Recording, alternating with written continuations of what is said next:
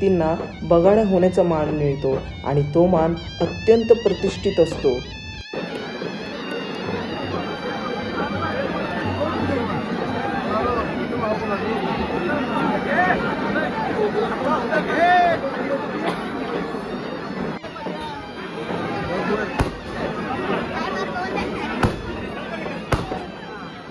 गावकऱ्यांसाठी ही यात्रा म्हणजे एक उत्सव नाही, तर एक आत्मिक आणि एक आध्यात्मिक अनुभव आहे.